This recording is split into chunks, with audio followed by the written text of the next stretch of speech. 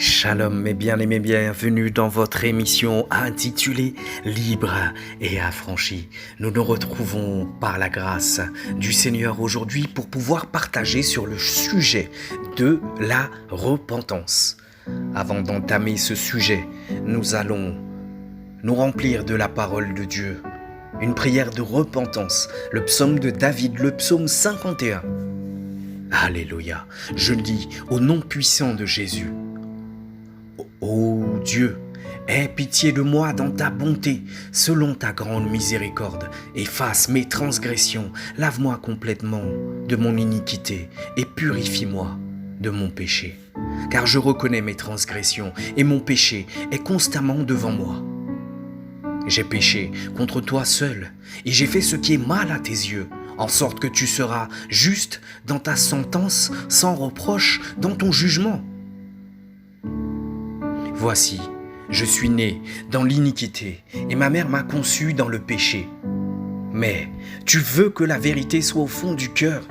Fais donc pénétrer la sagesse au-dedans de moi. Purifie-moi avec l'hysope et je serai pur. Lave-moi et je serai plus blanc que la neige. Annonce-moi l'allégresse et la joie, et les eaux que tu as brisées se réjouiront. Détourne de ton regard de mes péchés, efface toutes mes iniquités. Ô Dieu, crée en moi un cœur pur, renouvelle en moi un esprit bien disposé. Ne me rejette pas loin de ta face, ne me retire pas ton Saint-Esprit. Rends-moi la joie de ton salut et qu'un esprit de bonne volonté me soutienne. J'enseignerai tes voies à ceux qui les transgressent et les pécheurs reviendront à toi. Ô Dieu, Dieu de mon salut, délivre-moi du sang versé et ma langue célébrera ta miséricorde. Seigneur, ouvre mes lèvres et ma bouche publiera ta louange. Si tu eusses voulu des sacrifices, je t'en aurais offert. Mais tu ne prends point plaisir aux holocaustes. Les sacrifices qui sont agréables à Dieu, c'est un esprit brisé. Ô Dieu, tu ne dédaignes pas un cœur brisé et contrit. Répands par ta grâce tes bienfaits sur Sion. Bâtis les murs de Jérusalem. Alors tu agréeras des sacrifices de justice, des holocaustes et des victimes tout entières. Alors on offrira des taureaux sur ton autel. Alléluia. Mes chers bien-aimés, voilà, nous allons entamer notre sujet sur la repentance. Avec la première question, qu'est-ce que la prière de repentance ? La prière de repentance est une prière qu'une personne fait à Dieu lorsqu'elle comprend qu'elle est pécheresse et qu'elle a besoin d'un sauveur. Cette prière n'accomplit rien par elle-même.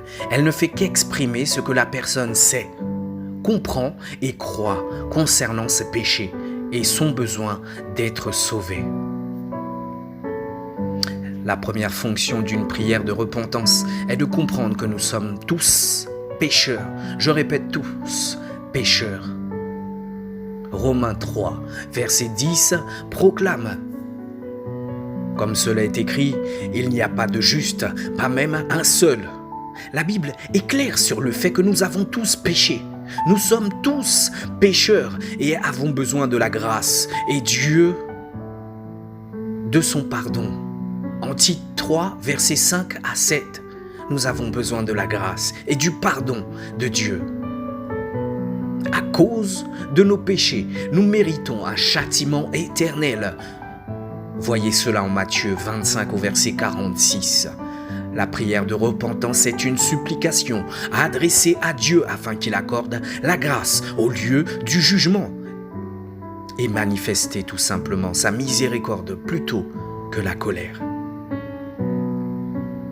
La deuxième fonction de la prière de repentance est de reconnaître ce que Dieu a fait pour remédier à notre situation de pécheur perdu.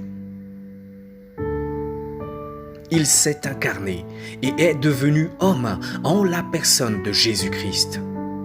Jean 1, 1 au verset 14. Jésus nous a enseigné la vérité au sujet de Dieu et a vécu une vie parfaite, sans jamais pécher. Jean 8 au verset 46. 2 Corinthiens 5 au verset 21. Il est ensuite mort sur la croix, à notre place pour prendre sur lui la punition que nous méritions. Romains 8. Autant pour moi, mes chers bien-aimés, Romains 5 au verset 8. Romains 5 au verset 8. Il est aussi ressuscité d'entre les morts pour prouver sa victoire sur le péché, la mort et l'enfer. Colossiens 2, verset 15 et 1 Corinthiens 15. Grâce à tout cela, nous pouvons être pardonnés de nos péchés et nous avons la promesse d'une demeure éternelle au ciel. Si nous décidons simplement de mettre notre foi en Jésus-Christ, il nous suffit de croire qu'il est mort à notre place et ressuscité. Romains 10, versets 9 à 10.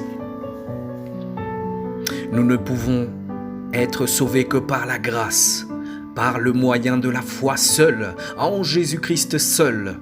Et Éphésiens 2,8 déclare en effet, c'est par la grâce que vous êtes sauvés par le moyen de la foi, et cela ne vient pas de vous, c'est le don de Dieu. La prière de repentance est tout simplement une manière de dire à Dieu que nous nous en remettons à Jésus-Christ pour nous sauver. Il n'y a pas de mot magique qui amène au salut. Seule la foi dans la mort et la résurrection de Jésus peut nous sauver. Si vous comprenez que nous sommes pécheurs et avons besoin d'être sauvés par Jésus-Christ, voici une prière de repentance que vous pouvez adresser à Dieu. Seigneur Dieu, je sais que je suis un être pécheur. Je sais que je mérite de subir les conséquences de mes péchés. Cependant, je reconnais Jésus-Christ comme mon sauveur. Je crois qu'il est mort et ressuscité pour le pardon de mes péchés. Je me confie en lui seul comme mon sauveur et Seigneur personnel. Merci de m'avoir sauvé et pardonné. Alléluia. Amen. Nous entamons notre deuxième volet sur le sujet de la repentance toujours. Et nous allons voir qu'est-ce que la repentance est-elle nécessaire pour le salut. Beaucoup pensent que la repentance signifie se détourner du péché. Mais ce n'est pas la définition qu'en donne la Bible. Dans la Bible, se repentir signifie plutôt changer d'avis. La Bible nous dit aussi qu'une véritable repentance entraînera un changement de comportement. Voyez cela en Luc 3, versets 8 à 14, Acte 3, verset 19.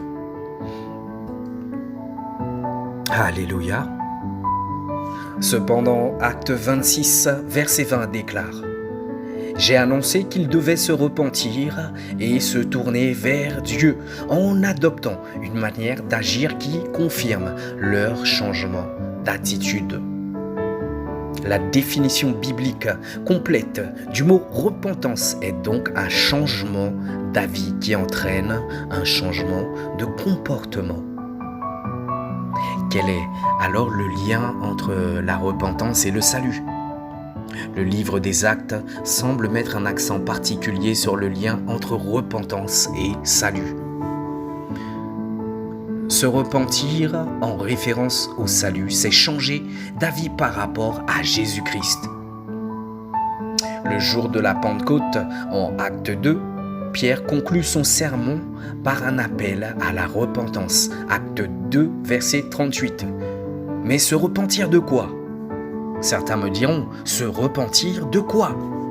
Alléluia ! Pierre exhorte ceux qui ont rejeté Jésus en Acte 2, au verset 36, de changer d'avis à son sujet et à le reconnaître vraiment comme Seigneur et Messie. Acte 2 au verset 36. Pierre appelle le peuple à changer d'avis, à passer du rejet de Christ en tant que Messie à la foi en lui comme Messie. et Sauveur tout simplement.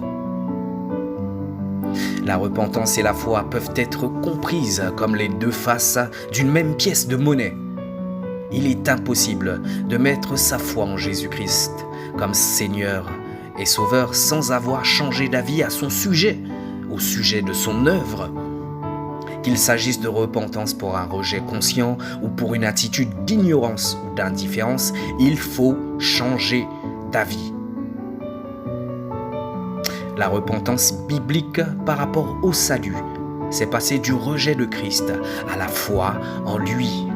Il est capital de comprendre que la repentance n'est pas une œuvre que nous accomplissons pour obtenir le salut. Personne ne peut se repentir et venir à Dieu si Dieu ne l'attire pas. Jean 6, verset 44. Acte 5, verset 31 et Acte 11, verset 18 indiquent que Dieu seul donne la repentance. Elle n'est possible que par sa grâce. On ne peut se repentir que si Dieu nous accorde la repentance. Dans le salut, y compris la repentance et la foi, tout cela dépend de Dieu qui nous attire à lui. Il nous ouvre les yeux, change nos cœurs. Alléluia. La patience de Dieu nous pousse à la repentance. Ainsi parle de Pierre 3 au verset 9. De même que sa bonté en Romains 2 au verset 4. Si la repentance n'est pas une œuvre pour obtenir le salut, la repentance en vue du salut produit des œuvres. Un changement d'avis véritable et total entraîne forcément un changement dans notre manière d'agir. Dans la Bible, la repentance conduit toujours à un changement de comportement. C'est pourquoi Jean le Baptiste a appelé ceux qui l'écoutaient à produire du fruit qui confirme leur changement d'attitude. Matthieu 3 au verset 8.